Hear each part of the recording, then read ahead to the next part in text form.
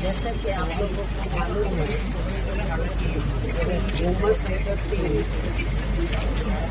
जब से बीएसपी में जुड़े हैं, उन्होंने पूरी ईमानदारी निष्ठा से वफादारी के साथ अपनी जिम्मेदारी निभाई।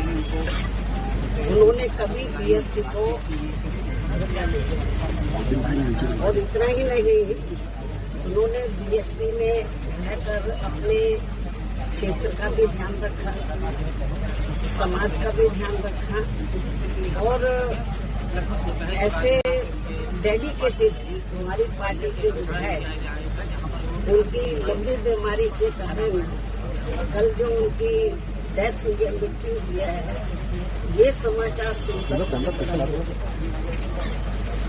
और इस दुख की घड़ी में मैं उनके पूरे परिवार के साथ हूँ, उनके रिश्ते नातों के साथ हूँ और खास तौर से अभी वो तो जिंदा नहीं है।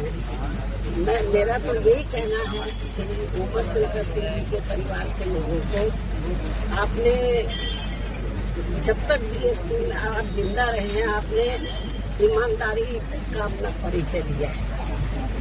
आपको ये मालूम है कि वो बिजनेसमैन थे और अक्सर आपने देखा है कि जो बिजनेसमैन होते हैं, जब सत्ता परिवर्तन होता है तो वो परिवर्तन पार्टियां बदल देते हैं।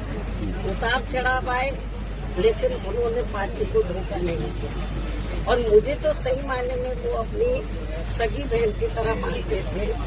ये महीने में शायद रक्षाबंधन भी है, तो मेरे ख्याल हमेशा रक्षाबंधन पे मैं लखनऊ में रही हूँ या दिल्ली में रही हूँ, तो मुझसे उन्होंने राखी बंधवाई।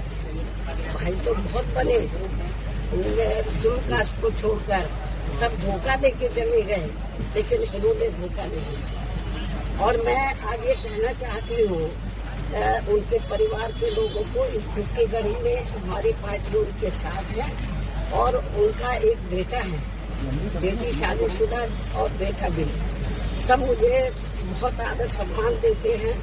तो मैं इस मौके पर पूरे परिवार को यह आश्वासन देना चाहती हूँ, यदि परिवार चाहेगा तो उनके बेटे को मैं राजनीति में आगे बढ़ावा दूंगी, उनके स्थान पर उनको पूरा महत्व दूंगी। हालांकि ये मौका ऐसा कहने का नहीं है, लेकिन फिर भी मैं उनको जो है, उनके परिवार को ये दुख की घड़ी में राजनीति में वो काफी सक्रिय रहे हैं, समाज में लोगों की बहुत सेवा करते रहे हैं। तो मैं परिवार चाहेगा तो उनके बेटे को मैं राजनीति में आगे करूंगी।